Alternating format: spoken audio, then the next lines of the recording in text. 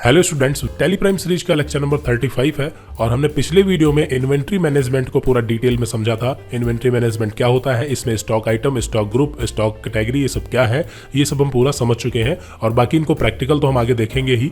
और आज हम इस वीडियो में टैक्स के बारे में पढ़ेंगे। व्हाट इज टैक्स, टैक्स क्या है, जीएसटी की कितने प्रकार की होती है, ये सारी चीजें आज हम इस वीडियो में पूरा कवर करने वाले हैं। तो सबसे पहले यहाँ पर टैक्स क्या है, तो वैसे तो आपको पता होगा कि टैक्स क्या है, फिर भी यहाँ पर एक डेफिनेशन हम देख लेते हैं। टैक्स एक अनिवार्य शुल्क है जो गवर्नमेंट द्वारा किसी व्यक्ति या संगठन पर लगाया जाता है। ठीक है, जो टैक्स है वो किसी व्यक्ति पर भी लगाया जा सकता है या संगठन यानी ऑर्गेनाइजेशन पर भी लगाया जा सकता है। ठीक है, जो संगठन यानी ऑर्गेनाइजेशन होती है वो आपको पता है 3 तरह की होती है, सर्विस ऑर्गेनाइजेशन, ट्रेडिंग और मैन्युफैक्चरिंग। ठीक है, तो टैक्स किसी पर भी लगाया जा सकता है, लेकिन कौन टैक्स के दायरे में है कौन नहीं है वो सारी चीजें हम आगे देखेंगे। क्लियर है? तो टैक्स क्या है, एक अनिवार्य शुल्क है जो गवर्नमेंट द्वारा लगाया जाता है किसी व्यक्ति या संगठन पर। उसके बाद गवर्नमेंट उस पैसे को पब्लिक पर खर्च करती है। ठीक है, जो गवर्नमेंट को पैसा मिलता है वो हमें टैक्स से मिलता है और वो पैसा गवर्नमेंट वापस पब्लिक पर ही खर्च करती है। कानून के मुताबिक खुद से या गलती से टैक्स को भुगतान न करने पर जुर्माना या फिर सजा भी मिल सकती है। ठीक है, यानी कि अगर कोई भी टैक्स के दायरे में है और वो टैक्स नहीं पे करता है तो उसे जो है मतलब जुर्माना या फिर सजा दोनों हो सकती है। क्लियर है? तो ये सारी चीजें तो आपको पहले से पता थी। अगली हेडिंग है टाइप ऑफ टैक्स, यानी हमारे जो टैक्स हैं वो कितने प्रकार के होते हैं। तो व्यक्ति या संगठन को अलग अलग तरीकों से टैक्स का भुगतान करना होता है। ठीक है, यानी कोई व्यक्ति हो या फिर कोई ऑर्गेनाइजेशन, वो अलग अलग तरीके से टैक्स का भुगतान करती है। टैक्स अधिकारियों द्वारा टैक्स भुगतान के तरीके के आधार पर टैक्स को 2 तरीके से डिवाइड किया गया है, एक तो डायरेक्ट टैक्स और दूसरा आपका होता है इनडायरेक्ट टैक्स। ठीक है, अब इन दोनों में डिफरेंस क्या है वो देखिए आगे बताया गया है, पहले हम इसको समझते हैं, फिर यहाँ पर अभी एग्जांपल भी इसके देखेंगे। तो यहाँ पर difference between direct and indirect tax. Direct tax वो टैक्स होते हैं जिन्हें कोई व्यक्ति या संगठन सीधे गवर्नमेंट को पे करता है, यानी कि जो पैसा सीधे गवर्नमेंट के पास पहुंचता है वो हमारा डायरेक्ट टैक्स होता है। जैसे इनकम टैक्स हो गया, प्रॉपर्टी टैक्स हो गया या फिर स्टैम्प ड्यूटी हो गया और इस तरह से और भी बहुत सारे टैक्स होते हैं। ठीक है, इनकम टैक्स ये डायरेक्ट टैक्स क्यों हुआ? ठीक है, इससे पहले यहां पर हम इनडायरेक्ट को भी देख लेते हैं, फिर आपको दोनों चीजें एक साथ समझाएंगे। ठीक है, तो यहां पर इसके विपरीत इनडायरेक्ट टैक्स वो टैक्स होते हैं जो व्यक्ति या संगठन सीधे गवर्नमेंट को पे ना करके बल्कि उसका जो बर्डन होता है वो दूसरे पर शिफ्ट कर दिया जाता है, जिसे अंत में कंज्यूमर से वसूला जाता है, वो हमारे इनडायरेक्ट टैक्स होते हैं। जैसे जीएसटी, वेट और ईडी, एक्साइज ड्यूटी, इस तरह से और भी बहुत सारे टैक्स होते हैं जो कि इनडायरेक्ट टैक्स के अंतर्गत आते हैं। ठीक है, अब यहां पर आपको हम बताते हैं, देखिए दोनों में एग्जैक्टली डिफरेंस क्या है, थोड़ा सा अलग एग्जाम्पल से। ठीक है, तो यहां पर देखिए डायरेक्ट टैक्स यानी कि इनकम टैक्स। ठीक है, तो जब भी किसी व्यक्ति या संगठन यानी कंपनी की इनकम होती है तो उसकी जो इनकम होती है उसके ऊपर गवर्नमेंट जो है वो अपना टैक्स लेती है, जो भी है 1%, 2% जो भी लेती हो।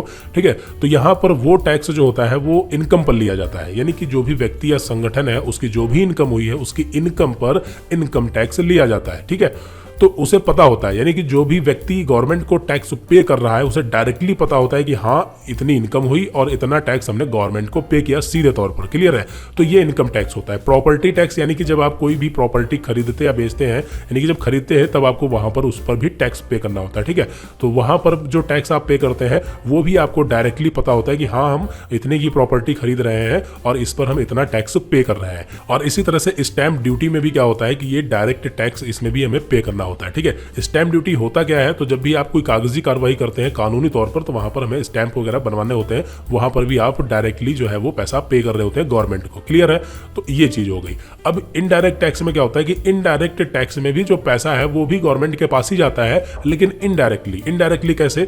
तो यहां पर अगर हम बात करें, जैसे हम अगर बात करें एक आम आदमी की, ठीक है, जो कि नॉर्मली कहता है कि हम टैक्स नहीं पे करते, लेकिन एक्चुअली में टैक्स वही पे करता है। ठीक है, जैसे हम और आप अगर हम किसी भी किराना की शॉप से या कोई भी इलेक्ट्रॉनिक आइटम या कहीं भी कुछ भी अगर खरीदते हैं तो वहां पर हम उसका मूल्य जो है वो मतलब वो कितनी कीमत है उसकी वो हम चुकाते हैं। ठीक है, साथ ही साथ उसमें टैक्स जो है वो इंक्लूड होता है। ठीक है, तो वो टैक्स फाइनली कौन पे करता है? कंज्यूमर पे करता है। ध्यान देना, यहां पर बताया गया है कि कंज्यूमर से वसूला जाता है। अब इसमें होता क्या है, देखिए अगर हम जीएसटी की बात करें या वेट की बात करें, हालांकि वेट ये पुराना टैक्स है जो कि अभी ज्यादातर आइटम पे नहीं लग रहा है, ज्यादातर अभी जीएसटी चल रहा है। ठीक है, कुछ आइटम ऐसे हैं जहां पर अभी वेट यूज हो रहा है। क्लियर है? उनके बारे में भी हम बात करेंगे। तो अगर हम जीएसटी की बात करें तो ये जो जीएसटी जीएसटी है ये इनडायरेक्ट टैक्स के अंतर्गत आता है और इसे पे कौन करता है, इसे पे करते हैं हम, ठीक है, जो नॉर्मल आम आदमी है वो पे करता है। कैसे पे करता है, जैसे मान लेते हैं कि यहाँ पर एक मैन्युफैक्चरिंग कंपनी है जो कि कंप्यूटर मैन्युफैक्चर करती है, ठीक है। तो मैन्युफैक्चरिंग कंपनी ने क्या किया, एक कंप्यूटर रेडी किया। अभी यहाँ पर एग्जाम्पल के लिए एक कंप्यूटर मानते हैं, एक कंप्यूटर रेडी किया, कंप्यूटर की कीमत उसने रखी 10,000 रुपए, ठीक है। कितनी रखी, 10,000 रुपए विदाउट टैक्स, ठीक है, यहाँ पर इसमें टैक्स नहीं जुड़ा है। अब गवर्नमेंट ने क्या किया कि इसके ऊपर मान लेते हैं 18% या फिर 28% का टैक्स लगाया, ठीक है। थोड़ी देर के लिए यहाँ पर कैलकुलेशन आसान हो जाए इसलिए यहाँ पर हम 10% मान लेते हैं। हालांकि 10% ये जीएसटी के अंतर्गत नहीं है, कोई ये मतलब 10% जीएसटी रेट नहीं है किसी भी आइटम पर, फिर भी मान लेते हैं। तो यहाँ पर 10,000 रुपए पर 10% टैक्स हो गया, यानी कि यहाँ पर इसकी कीमत हो गई कितनी, 11,000 रुपए, ठीक है। तो यहाँ पर कंप्यूटर की कीमत कितनी हो गई, 11,000 रुपए हो गई। अब इसके मैन्युफैक्चरर जो है ये जब सेल करेगा, यानी कि मैन्युफैक्चरर सेल करेगा तो जो ट्रेडर है वो खरीदेगा। ट्रेडर यानी जो ट्रेडिंग ऑर्गेनाइजेशन होती है माल को खरीद करके बेच देती है, ठीक है। तो जो ट्रेडिंग ऑर्गेनाइजेशन यानी जो ट्रेडर है वो इसको खरीदेगा कितने का, 1 लाख नहीं बल्कि 11,000 का है, ठीक है। 11,000 रुपए का ये खरीदेगा। अब इसमें 11,000 रुपए में उसे पता है कि 1,000 रुपए क्या है, टैक्स है। 1,000 रुपए क्या है, टैक्स है। उस कंप्यूटर की कीमत 10,000 है, लेकिन जो 1,000 एक्स्ट्रा है वो जीएसटी है, यानी कि वो टैक्स है। क्लियर है। तो यहां पर मैन्युफैक्चरर ने क्या किया कि मैन्युफैक्चरर ने 10,000 पर जो 1,000 रुपए टैक्स लगा था उसने मैन्युफैक्चरर ने तो गवर्नमेंट को पे कर दिया। ध्यान देना, गवर्नमेंट को मैन्युफैक्चरर ने वो टैक्स 1,000 रुपए पे कर दिया, लेकिन उसने क्या किया, ट्रेडर से ले लिया, ठीक है। ट्रेडर से 11,000 रुपए ले लिया। अब जो 10,000 रुपए है वो मैन्युफैक्चरर ने अपनी जेब में रख लिए, ठीक है। और जो 1,000 रुपए था वो गवर्नमेंट को जो दिया था उससे एडजस्ट कर दिया। क्लियर है। यानी मैन्युफैक्चरर के पास 10,000 रुपए नगद पहुंच गया। 1,000 जो ट्रेडर से मतलब 11,000 लिए, लेकिन 1,000 गवर्नमेंट को पे कर दिया था, एडजस्ट हो गया। आई थिंक यहां पर आप समझ गए होंगे, ठीक है। वीडियो आप रिपीट कर सकते हैं अगर कोई दिक्कत है। तो यहां पर क्या हुआ, अब जो ट्रेडर ने खरीदा 11,000 रुपए का, ठीक है, 11,000 का खरीदा। अब यहां पर क्या होगा कि ट्रेडर भी अपना उसमें कुछ प्रॉफिट लेगा, ठीक है। मतलब वो ऐसा तो नहीं है कि 11,000 का खरीदा तो 11,000 का बेच देगा। हालांकि ट्रेडर के लिए इस कंप्यूटर की कीमत 11,000 अभी भी नहीं है, कितनी है, 10,000 है। वो टैक्स अलग चलता है, ठीक है। तो यहां पर कंप्यूटर की कीमत अभी भी 10,000 है और 1,000 रुपए जो है वो जीएसटी यानी कि टैक्स है। अब वो आगे मान लेते हैं उसको 1,000 रुपए प्रॉफिट भी चाहिए। कितना चाहिए, 1,000 रुपए उसको अपना प्रॉफिट चाहिए कंप्यूटर पर। तो ट्रेडर अगले वाले अपने आगे ट्रेडर या रिटेलर को जिसको भी बेचेगा, ठीक है, तो वो कितने का खरीदेगा, वो मतलब यहां पर 10,000 का नहीं खरीदेगा बल्कि 11,000 का खरीदेगा। ध्यान रखना, कितने का खरीदेगा, 11,000 रुपए का खरीदेगा। लेकिन जो 1,000 रुपए टैक्स था ये भी तो मतलब इस लेगा, यहाँ पर जो ट्रेडर है ये भी तो इससे वसूल करेगा। तो 1,000 ये, 10,000 ये प्लस 1,000 रुपए और, ठीक है। तो टोटल हो गया 12,000 रुपए, ठीक है। तो ये जो ट्रेडर है इसको 12,000 नहीं बल्कि 12,000 प्लस पे करने होंगे, क्योंकि यहाँ पर जीएसटी भी बढ़ जाएगा, क्योंकि 10% यहाँ पर 10,000 रुपए पर लगा था, ठीक है। अब की बार फिर से 10% लगेगा, लेकिन अब की 10,000 पे नहीं लगेगा क्योंकि 10,000 पर तो पहले ही लग चुका है, ठीक है।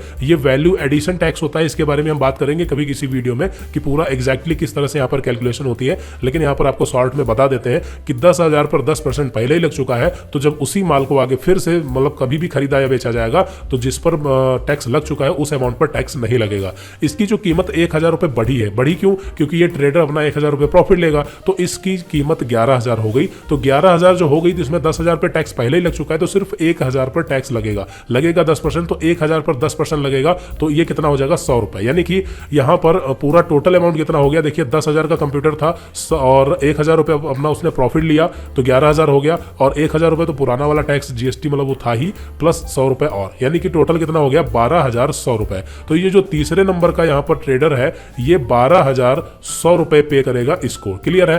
तो ये यहाँ पर इस तरह से चलता है, यानी कि टैक्स पे यहाँ पर मैन्युफैक्चरर ने भी गवर्नमेंट को टैक्स पे किया, और ये ट्रेडर यहाँ पर ट्रेडर के पास कितना एक्स्ट्रा अमाउंट आ गया, तो ये जो 1,000 रुपए यहाँ पर टैक्स इसको दिया गया था, ठीक है। यहाँ पर आई थिंक आपको समझने में कंफ्यूजन हो रही होगी, लेकिन कोई दिक्कत नहीं, इसको हम कभी देख लेंगे। अभी यहाँ पर आप बस यहाँ पर थोड़ा सा समझने की कोशिश करें, समझ में आई थिंक आ जाएगा, ठीक है।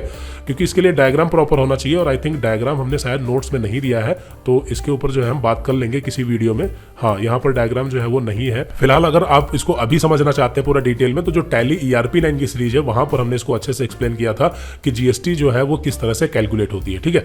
फिलहाल अभी यहाँ पर इसको हम यहीं पर छोड़ देते हैं। अगर आप कमेंट करेंगे तो हम यहाँ पर जीएसटी किस तरह से कैलकुलेशन इसकी चलती है वो आपको किसी वीडियो में बता देंगे, या फिर आप टैली ERP9 वाली जो सीरीज है वहां से देख सकते हैं, वहां पर हमने डायग्राम वगैरह यूज करके बताए हैं। ठीक है, चलिए, तो यहाँ पर जीएसटी कैलकुलेट किस तरह से होती है वो आप देख सकते हैं। फाइनली यहाँ पर हमें ये पता है कि जो जीएसटी है यानी जो टैक्स है वो फाइनली कंज्यूमर पे करता है, यानी कि जो उस माल को यूज करता है। कंज्यूमर कौन होता है? जो उस माल को कंज्यूम करता है, यूज करता है। ठीक है, तो ये टैक्स इनडायरेक्ट टैक्स में आते हैं। आप बस इतना याद रखें कि जीएसटी जो है वो इनडायरेक्ट टैक्स के अंतर्गत आता है। क्लियर है? तो यहाँ पर आगे बढ़ते हैं और यहाँ पर आपके टैक्स देखिए, यहाँ पर एग्जाम्पल भी बताया गया है कि इनडायरेक्ट टैक्स के एग्जाम्पल कौन से हैं और डायरेक्ट टैक्स के एग्जाम्पल कौन से हैं। ठीक है, ये आप यहाँ पर देख सकते हैं, पूरा डायग्राम दिया गया है।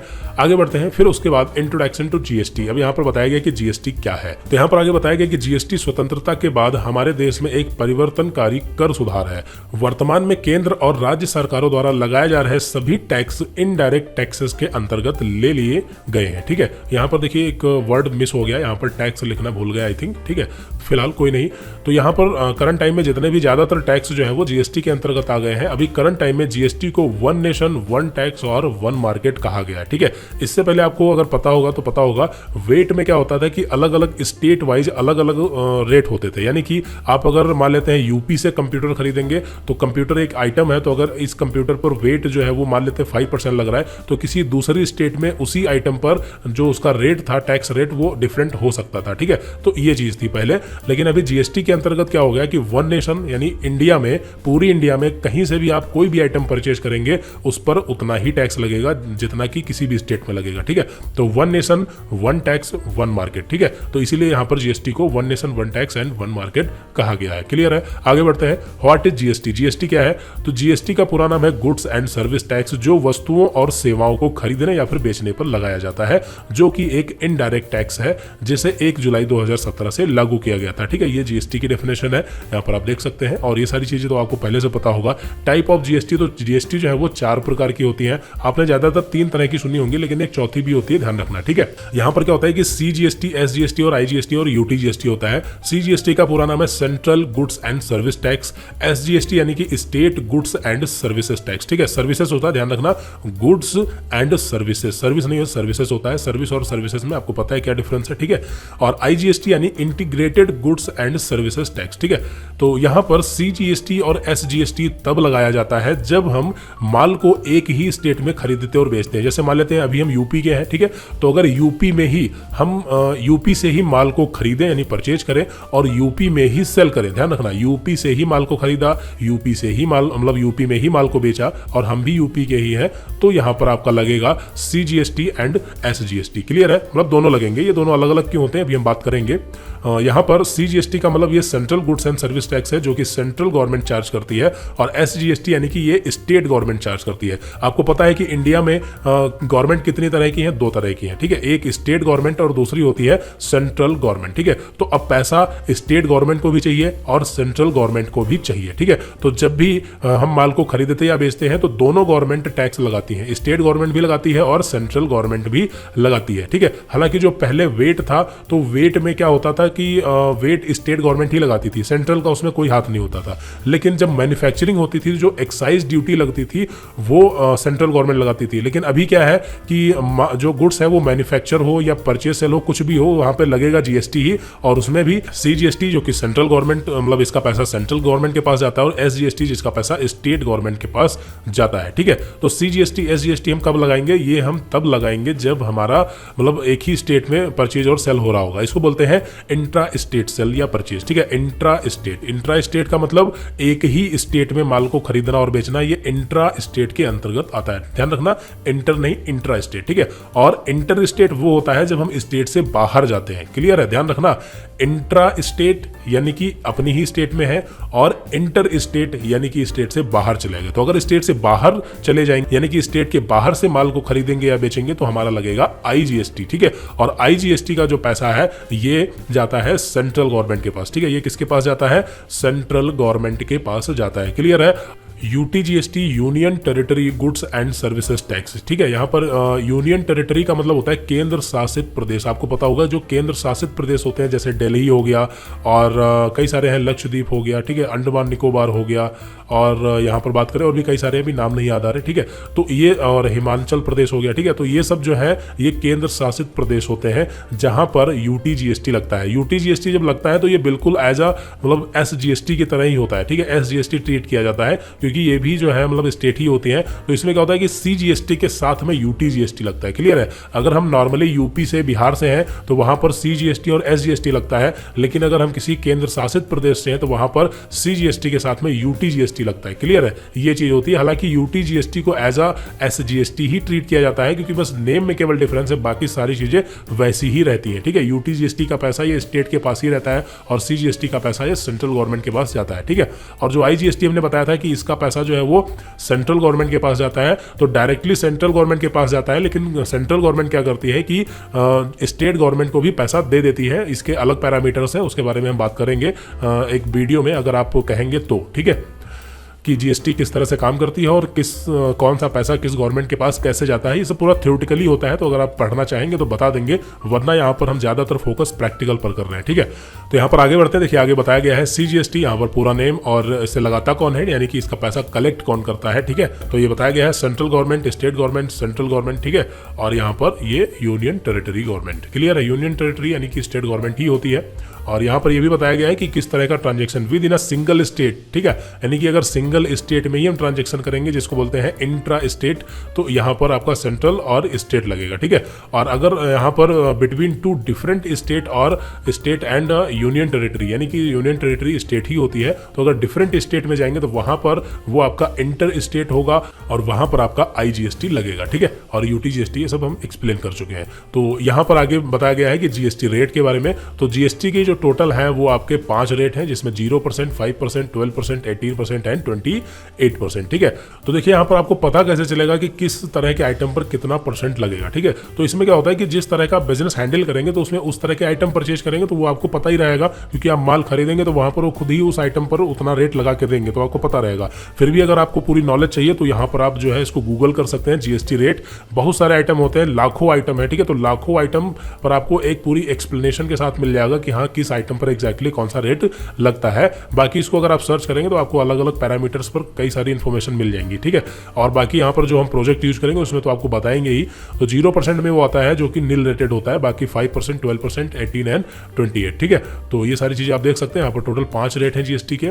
और आगे बढ़ते हैं तो यहाँ पर आपका जो जीएसटी है वो पूरा कंप्लीट हो गया है। तो यहाँ पर हम इन्वेंट्री मैनेजमेंट और जीएसटी दोनों को समझ चुके हैं। अब यहाँ पर जो अगला वीडियो होगा उसमें हम एक्सरसाइज 3 सॉल्व करेंगे, जिसमें यहाँ पर हम माल को खरीदेंगे और बेचेंगे, उसमें जीएसटी भी लगाएंगे। तो ये सिर्फ एक्सरसाइज होगी जिसमें सिर्फ एक ही मंथ को हम कंप्लीट करेंगे और बाकी कैश स्टडी 2 तो हमारा पूरा प्रोजेक्ट है ही है। ठीक है, और यहाँ पर आगे बताया गया है कि जीएसटी के दायरे में कौन कौन आता है, इसको भी समझ लेते हैं। तो देखिए जीएसटी के दायरे में रेगुलर, यहाँ पर जीएसटी में भी 2 तरह के यहाँ पर डीलर होते हैं। एक होता है रेगुलर डीलर और दूसरा होता है कंपोजिशन डीलर। ठीक है, और एक होता है अनरजिस्टर्ड। तो अनरजिस्टर्ड तो हालांकि अलग हो गया।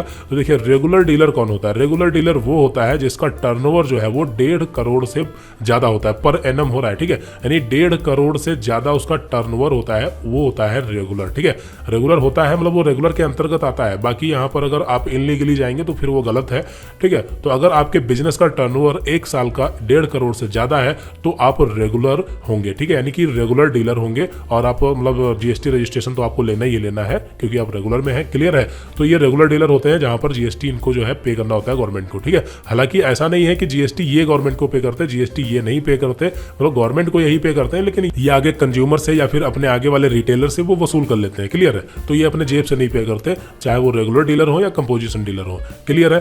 तो यहाँ पर टर्न ओवर क्या होता है, तो देखिए कई लोगों को पता होगा लेकिन फिर भी बता देते हैं। टर्न ओवर यानी कि एक बिजनेस में 12 मंथ में यानी 1 साल के अंदर कितना माल खरीदा गया, कितना बेचा गया। इनकम से नहीं मतलब होता है, टर्न ओवर का सीधा मतलब है जैसे आपने 50 लाख का माल खरीदा और उससे 60 लाख का बेच दिया। ठीक है, तो इस तरह से टर्न ओवर पता चलता है कि आपका जो टर्न ओवर है वो कितना है। ठीक है, और अगर बात करें कंपोजिशन डीलर की तो यहाँ पर कंपोजिशन डीलर वो होते हैं जो 1.5 करोड़ से जिनका नीचे होता है। ठीक है, 1.5 करोड़ से कम होता है और 20 लाख से ज्यादा होता है। ध्यान रखना, 20 लाख से 1.5 करोड़ के बीच में जिनका टर्नओवर होता है वो आते हैं कंपोजिशन डीलर में। ठीक है, मतलब वो कंपोजिशन कैटेगरी में होते हैं, बाकी टैक्स ये भी पे करते हैं, ठीक है। और यहाँ पर नीचे कॉलम में बताया गया, देखिए 1% GST tax to be paid on turnover, यानी कि जो कंपोजिशन डीलर होते हैं तो इनका जो टर्नओवर होता है उस पर इन्हें जो है 1% जीएसटी पे करना होता है, ठीक है। टर्नओवर पर 1% जीएसटी पे करना होता है, और जो रेस्टोरेंट टाइप के जो मतलब बिजनेस होते हैं उसमें 5% जीएसटी पे करना होता है टर्नओवर के ऊपर, ठीक है। तो ये कंपोजिशन होते हैं। और रेगुलर में जब वो माल खरीदते और बेचते हैं तो वहां पर तो वो पे करते ही करते हैं। और अनरजिस्टर्ड की बात करें तो अनरजिस्टर्ड डीलर जिनका मतलब 20 लाख से नीचे है वो अनरजिस्टर्ड के अंतर्गत आते हैं, उनको जीएसटी में रजिस्ट्रेशन लेने की कोई जरूरत नहीं है, मतलब जरूरत का मतलब कंपलसरी नहीं है, बाकी आप लेना चाहें तो ले सकते हैं, कोई दिक्कत नहीं, ठीक है। कंज्यूमर की बात करें तो हम लोग जो कि नॉर्मल उस सामान को खरीदते हैं और कंज्यूम करते हैं यानी यूज करते हैं, तो वो कंज्यूमर होते हैं। क्लियर है? तो यहाँ पर पता चल गया होगा कि कौन टैक्स के दायरे में आता है कौन नहीं आता है, ठीक है। तो एक्चुअली गवर्नमेंट को टैक्स यही रेगुलर या कंपोजिशन मतलब यही डीलर जो है वो गवर्नमेंट को टैक्स पे करते हैं, लेकिन ये आगे कंज्यूमर से वसूल लेते हैं। तो फाइनली जेब से पैसे किसके जाता है? कंज्यूमर के जेब से पैसा जाता है टैक्स का, लेकिन पे कौन करता है? रेगुलर या कंपोजिशन डीलर जो मतलब गवर्नमेंट को टैक्स ये पे करते हैं। क्लियर है? यहाँ पर आगे बताया गया है कि किस तरह का डीलर किससे खरीदेगा तो टैक्स लगेगा कि नहीं लगेगा। देखिए रेगुलर डीलर अगर परचेज करेगा रेगुलर डीलर से तो जीएसटी लगेगी, और रेगुलर डीलर अगर परचेज करेगा कंपोजिशन डीलर से तो जीएसटी नहीं लगेगी, ठीक है। अब इसके बारे में जो हम एंट्री करना स्टार्ट करेंगे तो ये पूरा प्रैक्टिकली आपको बताएंगे तभी समझ आएगा, वरना अभी बता देंगे तो आपको रटना पड़ेगा, ठीक है। तो इसलिए यहाँ पर अभी इसको हम स्किप कर देते हैं, ठीक है। ये हम फिर से एक बार देख लेंगे जब इसकी एंट्री प्रैक्टिकली आएंगी। अभी बस इतना ध्यान रखें कि अगर आप रेगुलर डीलर है तो इसमें से आप ये 3 रूल और ये नीचे के 3 रूल याद रखें, ठीक है। अगर आप रेगुलर है तो रेगुलर, अगर रेगुलर से परचेज करेगा तो जीएसटी अप्लीकेबल है। रेगुलर अगर कंपोजिशन से परचेज करेगा, ठीक है, ध्यान रखना, परचेज करते टाइम जीएसटी नॉट अप्लीकेबल है। और अगर रेगुलर अनरजिस्टर्ड से परचेज करेगा तो जीएसटी अप्लीकेबल है, लेकिन ये टैक्स ऑन रिवर्स चार्ज में जो है मतलब लगती है, तो इसका पूरा मेथड अलग है, इसके बारे में हम बात करेंगे प्रैक्टिकल एंट्री में, ठीक है।